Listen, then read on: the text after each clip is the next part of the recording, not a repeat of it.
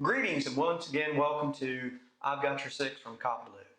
Today we have with us Charles Bailey, Captain Charles Bailey, or is it Assistant Chief? Okay, Assistant Chief. Oh, you're so rank. I've known Charles a long time, so we're going to have a good time with him today as we talk about the fire service and some of the things that they do to keep their folks in good shape mentally. Okay? By the way, we want you to like our videos, comment on our videos, and subscribe to our channel. And also hit that notification bell. Remember to do that because the more of you we get to subscribe, the better chances we continue to stay on the air, which is a good thing, right? Yes. Okay. 100%. So here we go. For the first thing we always do is we get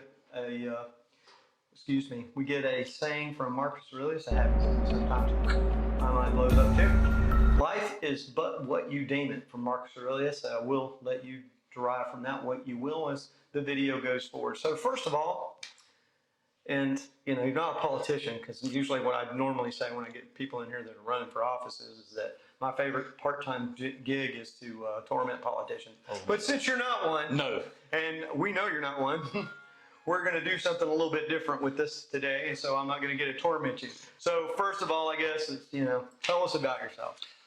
Charles Bailey, Assistant Fire Chief at the City of Darlington Fire Department. Pretty much been in Darlington my whole life, 54 years of it. Got 3 beautiful kids, and just love, being in Darlington.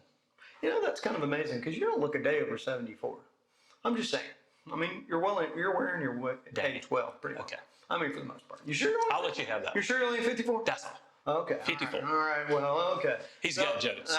Yeah, exactly. So I think the first fire department I can remember is the Praetorian Guard for Caesar, I think. And they were firemen too. Were you in that brigade? I was the one right before that. The one right before that? Yeah. Okay, all right. So how long have you been a fireman in Austin? I started in 1987 at Palmetto Rural Fire Department. The year I graduated from high school. Yeah, so how about that? I am. So that's cool. And how old were you when you started? I was 21 years old. 21 years old. All right. So you've been doing it a long time. Pretty good while. Yes, sir. 33 years? 33 years. Wow, that's a long time. Yeah. And you're going to probably do it for another... At least another 10. What Wilson? What was his first name? What was his? Was it Earl B. Wilson? Earl B. Wilson. Yes, he was a sir. fireman for how many years? Oh, forever. 60 years, I believe. 60 years. Yeah. That's crazy. Yeah. Hopefully, we live to serve that long. God, I wish. I hope. So, how many different agencies did you serve? I've been with 3 different agencies. I started with Palmetto Rural Fire Department back in 1987, and I'm going to tell you, like Chief Jim Stone said, he said he drafted me. December 1st, 1988, I was drafted, a fireman drafted. That's How awesome. about that? Nothing wrong with that. And I stayed with the city until 2001, and I kind of took a little time away. People talk about being burnt out. Maybe I'm thinking maybe I might have got to that point. Stayed gone a few years, went to Windy Hill Fire Department, and found my way back to the city once a new fire chief took over. He asked me would I come back, and that's where I'm at now. A fireman getting burnt out. Imagine that. Yeah. All right. So and I know it's different for everybody because I know that I had several times in my career that I had things that I would call my toughest calls. So, and I'm sure there are several of them, but why don't you just tell us just about a couple of some of the toughest things you've kind of had to deal with as a fireman? Danny, I'd say my toughest calls is any call that I've been involved in and had a child, teenagers, or anything like that. It's just. When you go around adults all the time, you wish nobody bad luck. Sure. But when you got kids, babies, 10 or 12-year-olds, teenagers, they're just really starting their life. Sure. And to have something traumatic happen in their life, it just, it affects them majorly, but it also affects us having to see that. And that's why that I bring that up, because the mental well-being and healthy. Just in general, the healthy well-being of an individual that's a public safety officer is one of the things that's overlooked, their mental well-being. And we'll talk about that a little bit later. But my next question for you is, why do you think it's important for us to have good relationships, good working relationships among different kinds of public safety organizations such as police departments, the rescue, of course, the highway patrol, different places. Could you just speak to that a little bit? Yeah, Danny, basically at the end of the day, we're all out to pretty much, accomplish the same goal. Our job is to provide the best service for our community, be it fire, police, EMS, or whatever it may be. And, you know, we pretty much have the same common goal. And we're out there to help each other to make sure that whatever, you know, incident or accident or whatever, that it comes together, is controlled, and we get the best outcome out of it. And I agree with that 100%. But every fire call that you go to where there's a fire, you're not going to go to a fire and there not be a police car there or a sheriff's deputy car. Always. And that's one of the things that I think a lot of people fail to realize is that we are all in this together. Oh, yeah, 100%. Working together. And when we don't work together, it's a detriment to us. Right. And I beat on that quite a good bit, but I'm going to leave the rest of it alone for today.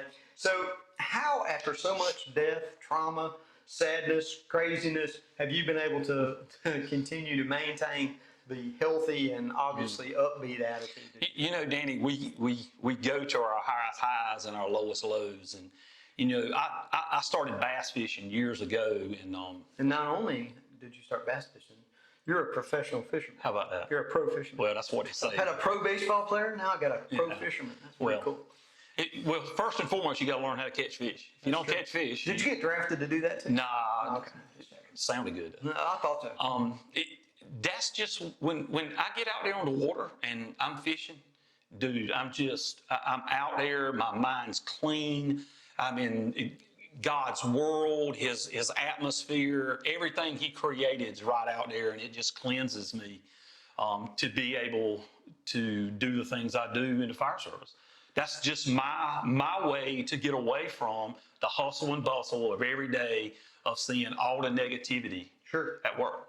I agree. Well, you know, I'm glad that you said that, and I just want to echo on that just a little bit. And we talked about this before we actually started filming today, how, you know, most people operate on a level plane like this. Right. And public safety folks, we operate right up in here somewhere. Yeah. And when something happens, we springboard way up in here. Oh, God. Well, it doesn't come right back down. We actually have to do things to de-escalate our minds, our bodies from being at that heightened point. So being able to have a healthy outlet is so very important, because when we don't have a healthy outlet, we have a tendency to do stupid things. Oh, yeah, no doubt about it. So, and that doesn't bear mentioning. But as a leader in the fire service, because you're a leader in the fire service, obviously, as assistant chief, right, and have been one for a number of years as far as leadership in the fire service, how important do you think it is to be responsible as that leader to help your firefighters maintain that healthy mental state of mind? Right. You know, I just tell the guys after we've had a bad call or something, you know, it's better to talk about it and to surround those guys and let them know we support. Sure. We support them 100%. Absolutely. And, you know, just that, you know, pat on the back or whatever it may be. Just, whoa, wait a minute. You mean it's leadership's job to actually support their troops? Oh, yeah. You heard it here first. Yeah. I mean, that's a lot of our job. I mean, I agree. When you're a leader, I mean, you know, if I don't let my guys know I appreciate what they do and to sacrifice like they sacrifice. I mean, these guys are away from their families. Sure. I mean, they, you know, bunches of hours on duty. And most of those guys volunteer after they're off their shift. I mean, these guys, 24 hours a day, 7 days a week, they're firing. Sure. It's just the way it is. It's bred in you from, you know, just you loving what you do. Sure. And, you know, the best thing I can do as a leader is support my men. Sure. And if it takes a pat on the back, or it takes me hugging one of them, or if it takes us both just locking up and crying like babies, well, then that's what we do, you know? I totally get that. Oh, yeah. But what he's saying is this to me, is your job as a leader, it's not all about you. No. It's about supporting the people that work for you. And in addition to that, most people in the fire service that are in command are out there fighting fires with the guys who fight the fire. 100%. And the girls too. Yeah. So that's I couldn't say it any better. Yeah. I wish I had the words to make it sound better, but that's great. Oh, yeah. It really is. I love my guys, man. Hey, Yeah. and that's what good leaders do. Oh, yeah. I mean, we can't do it without the guys under us. Sure. Okay. Absolutely. It's just the way it is. Everybody can't be chief. True. It's just the way it is. You gotta have the guys under you. Absolutely. And you support them and let them know you support them. And if you do that, 9 times out of 10, they're gonna give you 100%. Probably more than 100%. Oh yeah, I guarantee. Well, thank you guys for joining us, guys and girls, and all of our different audiences out there. Thank you once again for joining us for I've Got Your Six from CopBLue. And just remember, the most important thing that you can do every day is hit that clock and go home safe. Thank you very much, Charles. Danny, anytime. Appreciate it. Thank you, brother. Good job. All right.